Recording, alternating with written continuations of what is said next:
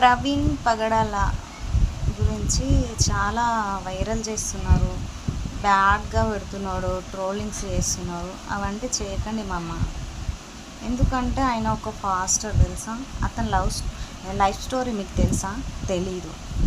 ఎందుకంటే అతను వాళ్ళ డాడీ ముస్లిం, వాళ్ళ మమ్మీ క్రిస్టియన్, ఇద్దరిది లవ్ మ్యారేజ్ కదా.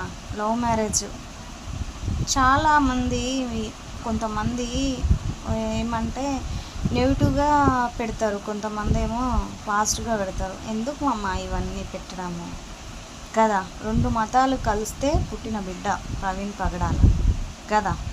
రెండు కులాలు కలిస్తే, కులాలైనా మతాలైనా కలిస్తే ఒక పాస్టరు మంచిగానే చెప్తున్నాడు కదా. ఇప్పుడు క్రిస్టియన్స్ ఇట్లా మతాల నుంచి బలవంతంగా మార్పిస్తున్నాడు, చేస్తున్నాడు అనేది అది ఫేక్ తెలుసా. ఎందుకంటే వాళ్ళు మనస్ఫూర్తిగా అంగీకరిస్తేనే అది ఓకే, క్రిస్టియన్లో కలవచ్చు. బలవంతంగా ఎవరు చేయరు, అది కావాలని చెప్పేసి అలా వీడియోస్ చేస్తున్నారు. ఎవరికైనా ఏమన్నా ప్రాబ్లం ఉంటే, పిల్లలు లేకుంటున్నో చేతబడి చేయడము అలాంటివి ఉంటే మాత్రమే వాళ్ళకు తెలుస్తుంది అనమాట. పలానా దగ్గర పోతే తక్కువ అవుతుంది అని చెప్పేసి తెలిస్తే వాళ్ళు ఫస్ట్ నమ్మకం ఉంచరు. తర్వాత వాళ్ళకు క్లియర్ అయ్యి వాళ్ళకు తక్కువ అయితే తప్ప వాళ్ళు అసలు నమ్ముకోరు. నిజమా కాదా?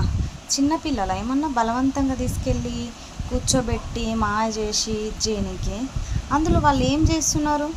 అంతగానో చేయడానికి చాలా ట్రోల్స్ చేస్తున్నారు. ఆయన వైన్ షాప్కి వెళ్ళి మందు తాగినట్టు చేస్తున్నారు.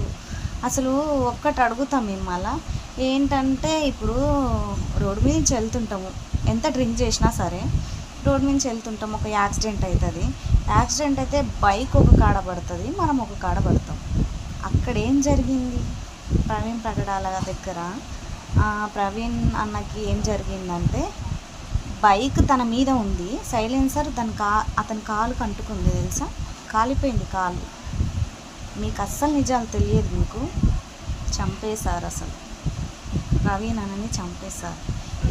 ఇక్కడ ఏమంటారు, షూ మార్క్ ఉందంట తెలుసా.